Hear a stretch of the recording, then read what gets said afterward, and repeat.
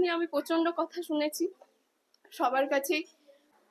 যা আমি পেয়েছি সবটা আমি আমার মায়ের জন্য, সবটাই আমি আমার মায়ের জন্য।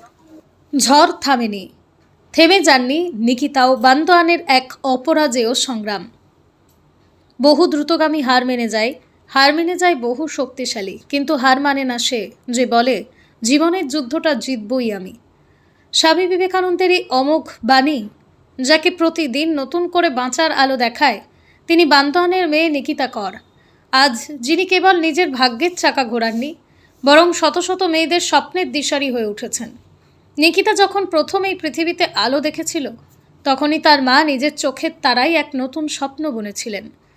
মেয়েকে তিনি 10টা সাধারণ মেয়ের মতো দেখতে চাননি, চেয়েছিলেন এক অন্য রূপে গড়ে তুলতে। মেয়ে বড় হতে লাগলো, আর তার সাথেই শুরু হলো বাইরের কঠিন জগতের সঙ্গে অদম্য লড়াই।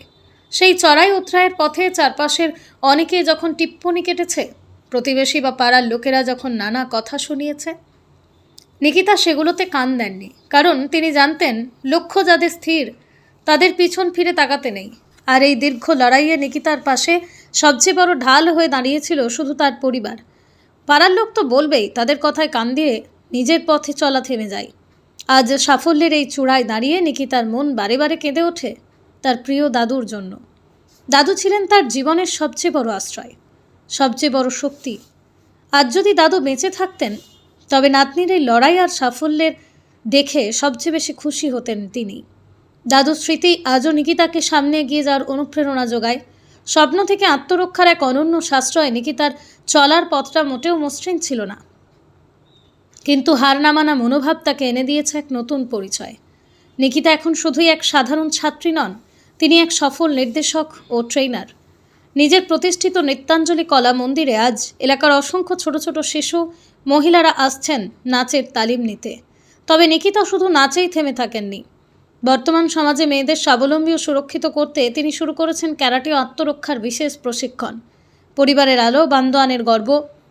যে পথ একদিন একাকী ও কঠিন বলে মনে হয়েছিল, আজ সেই পথেই হাঁটছেন বহু নারী নিকিতার পথ ধরে। প্রতিকূলতাকে জয় করে যেভাবে তিনি নিজের পায়ে দাঁড়িয়েছেন এবং অন্যদের পথ দেখাচ্ছেন, তা সত্যিই অনন্য। আজ নিকিতা কেবল তার পরিবারের অহংকার নন, তিনি সমগ্র বান্দোয়ানের গর্ব। স্বামীজির দেখানো পথে হেঁটে নিকিতা প্রমাণ করে দিয়েছেন, ইচ্ছা আর পরিবারের সমর্থন থাকলে জীবনের প্রতিটা যুদ্ধে জয়ী হওয়া সম্ভব। আপনারা দেখছেন বড়বাজার নিউজ, ভিউজে নয়, আমরা থাকি নিউজে। আমার 2.5 বছর থেকে আমি ডান্স শিখছি। আমার যখন বয়স 2.5 বছর, তখন থেকে আমি ডান্স শিখছি। তো আমার বাড়িতেও না প্রথমে একটা ঝামেলা হয়েছিল, মানে কেউ সাপোর্ট করেন, কেউ না। একটা মাকে প্রচন্ড কথা শুনতে হয়েছে আমার জন্য। খারাপ লাগে প্রচন্ড। যখন আমি সেদিন দীঘা যাওয়ার সময় বেরোচ্ছিলাম, আমি লিটারেলি কেঁদেই ফেলেছিলাম যে মাকে বলছি এই ডান্স নিয়ে আমি প্রচন্ড কথা শুনেছি সবার কাছেই। প্লাস এখন যে এই জায়গায় এসছি, এখন সবাই সাপোর্ট করছে। বাট পাড়াতেও সবাই বাবাকে একটু বলে দিত যে এখন বড় হচ্ছে মেয়ে, ডান্সটা না করালে কি না, এরকম টাইপের একটা কথা ওঠে। তো সেটাকে গুরুত্ব আমি দিয়েছিলাম। আমি বলেছিলাম মা আমি ছেড়ে দিচ্ছি, বাদ দাও না, আর আমি পাচ্ছি না কথা শুনতে, আমি এই পড়াশোনাটা নিয়ে এগোচ্ছি। মা বললো দেখ তুই যদি হেরে যাস তাহলে তুই হেরে গেলি ঠিক আছে, বাট তোর হাতটা না আমাকে বেশি কষ্ট দেবে যে আমি পারলাম না আমার মেয়ের স্বপ্নটাকে এগিয়ে নিয়ে যেতে। তো আমার মনে হয় আমার থেকে বেশি যা আমি পেয়েছি সবটা আমি আমার মায়ের জন্য, সবটাই আমি আমার মায়ের জন্য। আর বাবা তো আছে অবশ্যই, সাপোর্টে থাকেন। বাট খুব আগে যখন প্রথম, তখন সত্যি খুব স্ট্রাগল করে উঠতে হয়েছে এই জায়গাতে। এখনো বাইরে যেতে গেলে একটা ঝামেলা হয়, দেন আমি বাইরে যাই। তো যাই হোক, আমি চেষ্টা করব। আমি এই অভিভাবকদেরকে এটাই বলবো যে ডান্স করে, ক্যারাটে করে কিছু একটা লাইন ধরা যায়। তো বাচ্চাদেরকে এটাই ফোকাস করবেন না যে না তাকে পড়াশোনাটা করতেই হবে। হ্যাঁ, মাস্ট বি পড়াশোনা দরকার।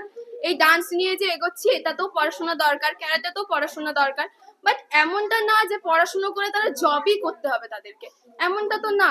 আমরা কিছু একটা যদি জবই সবাই করে, তো এই ডান্স বা ক্যারাটে অন্য যে প্লেয়ার লাইন আছে তো তারা সেগুলো শুরু হবে কি করে? আমরা যদি না বাচ্চাদেরকে এগিয়ে দিই তো আমরা শুরুটা করব কি করে? আমরা লোকের মেয়েদের দেখি, বলি এই দেখ ক্যারাটে তো গোল্ড মেডেল পেয়েছে, বলি না, কিন্তু নিজের মেয়েটাকে তখন ছাড়ি না, না পড়তে হবে, আগে তুই পড়াটা কর দেন তুই যাবি। বাট লোকের মেয়েটা দেখে আমরা বলি যে ও গোল্ড মেডেল পেলো, দেখেছিস ও গোল্ড মেডেল পেয়েছে। তো আমি বলবো লোকের মেয়ের সাথে নাই কম্পেয়ার করে আমি বলবো মেয়েকে এগিয়ে দেখ, তার অভিভাবকরা মেয়েদেরকে এগিয়ে দেখ। যদি বাড়িতে সাপোর্ট না করে মা বাবা করুক। পাড়ার লোকে হাজার কথা বলবে, পাড়ার লোক আছে কথা বলার জন্য, বাইরে নেই সেটা আমাদের এখানে আছে। আমি বলবো অভিভাবকরা যেন এগিয়ে দেয় বাচ্চাদের।